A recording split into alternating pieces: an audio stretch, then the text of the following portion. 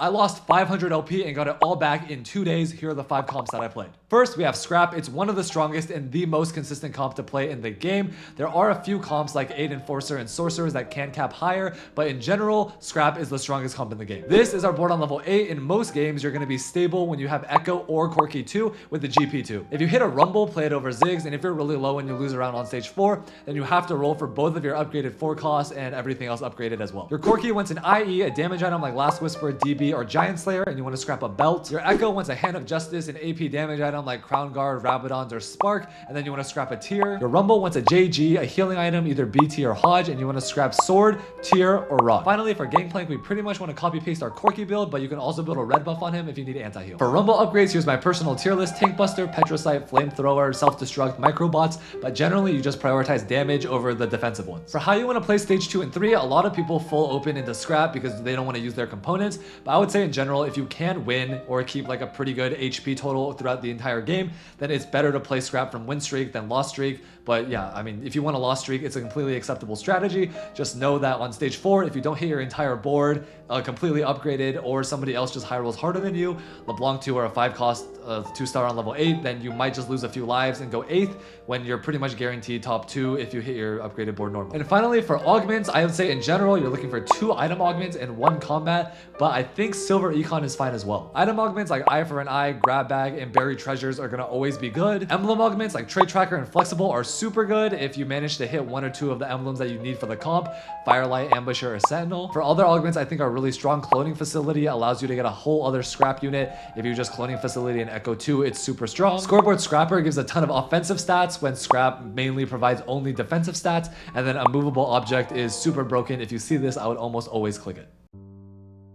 To get this out of the way, this comp is pretty much a LeBlanc check on level 8 or a 70 plus HP win streak check before stage 4. If you hit the LeBlanc on 8, you can play a really strong board with 6 Sorc, 4 Black Rose on 8, but if you don't, then you're pretty much sitting there with a random Lux on your board and a little baby Scion that does nothing. I think you should always play 6 Sorc, so here are the 2 level 8 boards. The first board is the one I talked about earlier, 6 Sorc with Black Rose. Here, you're really looking for Swain 2, Nami 2, 1 at least, and you want to go straight to 9 so you can roll for the LeBlanc. The second board is the Rebel Sentinel frontline. I think if you're committed to this board, you're pretty much automatically playing for a top 4 and you're never playing to win out. You need to roll for Alawi and Zoe 2 on stage 4 before this board can really stabilize, and if you're spending that much gold rolling for these units, you pretty much guarantee you're not going to make it to 9 to roll for the LeBlanc and the 4 Black Rose variation. For carries, I think you want to itemize Zoe 2 over Nami 2 and then Nami 2 over the Zoe 1. But if you hit a LeBlanc, just put the items on the LeBlanc and go straight to 9. For level 9 boards, if you have a Sorc +1, you're always going to play 6 Sorc, 4 Emissaries, and an Elise. If you don't have the +1, there are 3 boards you can play: either 5 Black Rose, 2 Dominator, or 4 Form Swap. For items, prioritize your LeBlanc over the Zoe, and your LeBlanc puts a Shojin and then 2 attack speed items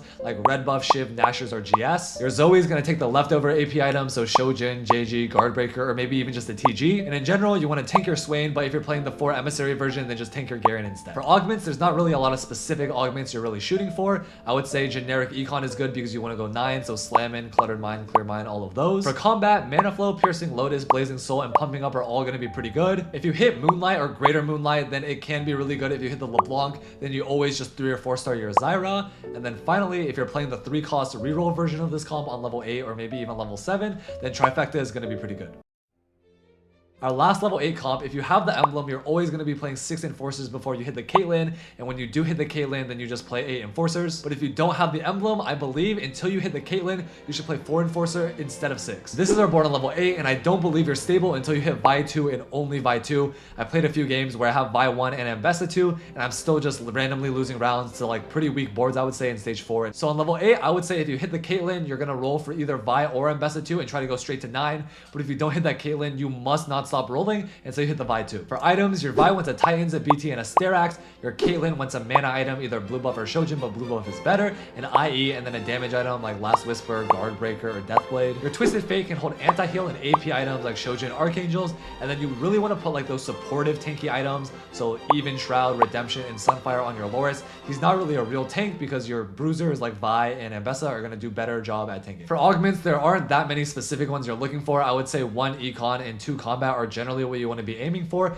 Maybe you can take one item if you're trying to trio carry your Vi, your Mbessa, and your Caitlyn. And the only augment I would say you're really looking for is the trait 1 Martial Law. That one is broken. Now, before I go into the reroll comps, I'd like to take a quick moment to say that this video is sponsored by Factor 75, and if you want free coaching from me, then hear me out. I've used Factor before, and honestly, it saved me a ton of time. Now, I know what you're thinking, this guy's a streamer, all he does is play video games all day. What time does he need to save? But I mean, TikTok's not gonna scroll itself. I take the meal out of my fridge, I plop it in the microwave for 2 minutes. 2 minutes later, I have a meal, I eat it in 10 minutes, and then I'm back to scrolling TikTok. Now, how does this all relate with the free coaching? Well, if you use my link in the description, which also comes with 50% off your first box and free shipping, and you send me a screenshot of your order on Discord, which is also in the description, I will give you 2 free coaching sessions, whether that's a VOD review, a live game, on stream, off stream, whatever you want. I'll set apart the 2 hours for you, and we can figure out how you want to climb. Now, back to the video. Now onto the reroll comps. I'm not going to talk about Urgot, I'm not going to talk about Zeri. I'm going to kind of talk about Nocturne, but there's so many guides on here out this. I've made like 20 TikToks about them. If you want to learn how to play those comps, just refer to those videos. The first reroll comp we're going to talk about is quickstrikers. This comp is really hard to hit, but if you manage to get there, I would say it's almost always a guaranteed top 3 at the minimum. The board is really simple. We prioritize Mbessa for the 4 quickstriker over the 4 sentinel, and then we play 4 sentinel on level 8. So we want to roll on 7 until we at least have Twisted Fate 3. If you're not that close to Loris, it's fine. You can push levels for 4 sentinel, 4 quick, but if you are pretty quick to Loris, I would say it might be worth trying to roll for it, and then if you don't hit in a few gold, then you prioritize the levels. For items, your Twisted Fate needs a Shojin and an Archangels. The 3rd slot is pretty flex. You can play a red buff, Morello, Rabadons, or a Jeweled Gauntlet. The Loris wants tank items, so Spark, Redemption, Sunfire, Warmogs. And if you have excess 80 items like JG and Hodge, you want to put them on an Akali, hopefully an Akali 3 that you roll for. But if you have excess 80 items, then just put them on the Mbessa. Mbessa 2 is largely stronger than even Nocturne 3. Now that you know the board, how do you actually play it? I would say you need to fulfill one of these 2 conditions. The first one is money. That money can either come from the encounter, Scuttle Puddle, Crab Rave, Caitlyn for the gold sub, or it can come from your augments if you get too much value or max cap. The second condition is Nocturne. I said I wasn't really going to talk about this, but if you start the game with Portable Forge and you get RFC, Snipers, or Fishbones, I would say it's a perfectly good idea to just play Nocturne reroll on level 6, and then when you go level 7, you can roll for the Loris and the Twisted Fate 3. Augments that you want, I already talked about the Econ ones that I think are really good. I think Coronation is really good because it allows you to play 4 Quickstriker, 4 Sentinel on level 7. And Living Forge is really good because your Loris can use a lot of the tank ones, your Nocturne can use all the ranged ones, and then your Twisted Fate can use all the AP ones.